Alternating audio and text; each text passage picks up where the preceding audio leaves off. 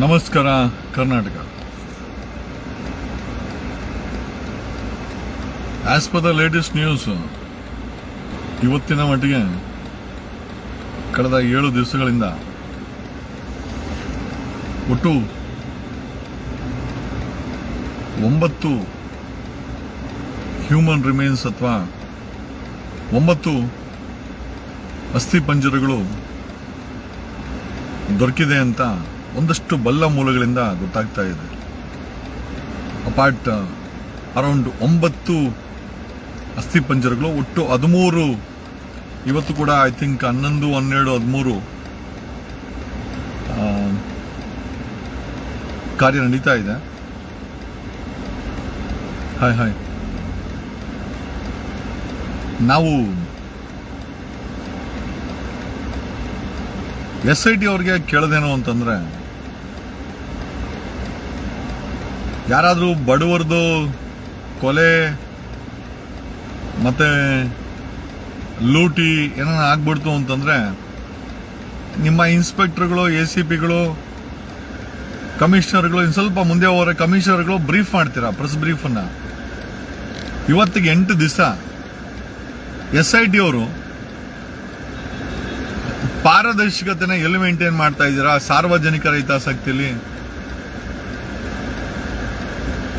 ಪಾರದರ್ಶಕತೆ ಮೇಂಟೈನ್ ಮಾಡಬೇಕಲ್ವಾ?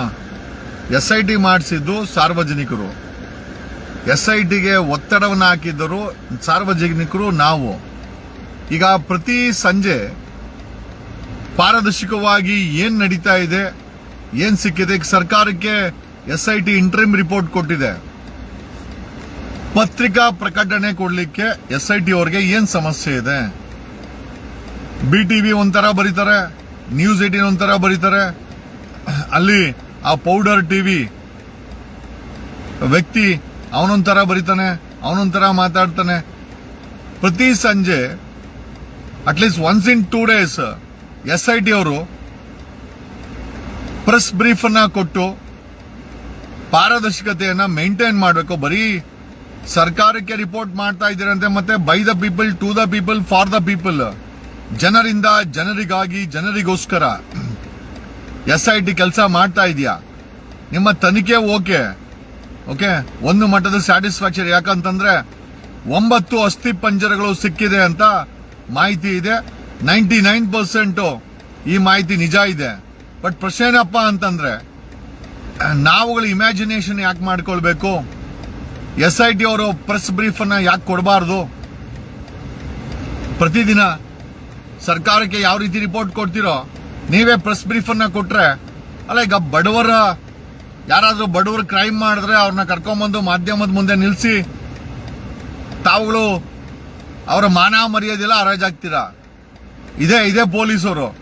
ಇದೇ ಧರ್ಮಸ್ಥಳ ಪ್ರಕರಣದಲ್ಲಿ ಇದುವರೆಗೂ ಒಂದು ಪ್ರೆಸ್ ಬ್ರೀಫ್ ಬಂದಿಲ್ಲ SIT ಇಂದ. ಯಾಕೆ SIT ಚೀಫ್ಗೆ ಭಯನಾ? ಆರೋಪಿಗಳೇನಾದ್ರೂ ನಿಮ್ಮನ್ನ SIT ಅವ್ರನ್ನ ಎದುರಿಸ್ತಾ ಇದ್ದಾರಾ? This is what the question we need to ask. ಪ್ರತಿದಿನ SIT ಅವರು, SIT ಚೀಫ್ ಅಥವಾ SIT ಸಂಬಂಧಪಟ್ಟಂತವರು ಏನು ಪಳೆಯುಳಿಕೆ ಉಳಿದಿದೆ, ಏನ್ ಮಾಡ್ತಾ ಇದ್ದೀರಾ? ಇದು ಎಂಟೈರ್ ಮಾಹಿತಿಯನ್ನ ಪ್ರೆಸ್ ಬ್ರೀಫ್ ಮುಖಾಂತರ ಸಾರ್ವಜನಿಕರ ಜೊತೆ ಹಂಚ್ಕೊಳ್ಬೇಕು ಅಂತ ಹೇಳ್ತಾ 9 ಪಳವಳಿಕೆಗಳು, 9 ಸ್ಕೆಲಿಟನ್ ಅಥವಾ ಹ್ಯೂಮನ್ ರಿಮೇನ್ಸ್ ಸಿಕ್ಕಿದೆ.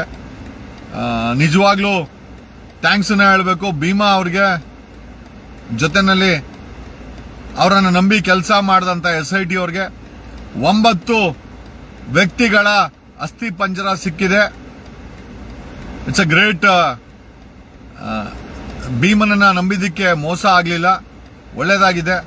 ಬಟ್ ನಾನು ರಿಕ್ವೆಸ್ಟ್ ಮಾಡಿದೇನು ಅಂತ, once again I request SIT ಅವರು ದಯಮಾಡಿ ಇದನ್ನ ಪ್ರೆಸ್ ಬ್ರೀಫ್ ಅನ್ನ ಕೊಡಬೇಕು. ಆಮೇಲೆ ಸಾರ್ವಜನಿಕರ ಜೊತೆ ನೀವು ಪಾರದರ್ಶಕತೆ ಮೇಂಟೈನ್ ಮಾಡಿಲ್ಲ ಅಂತಂದ್ರೆ SIT ಅವರು ಯಾರಿಗೋಸ್ಕರ ಕೆಲಸ ಮಾಡ್ತಾ ಇದ್ದೀರಾ?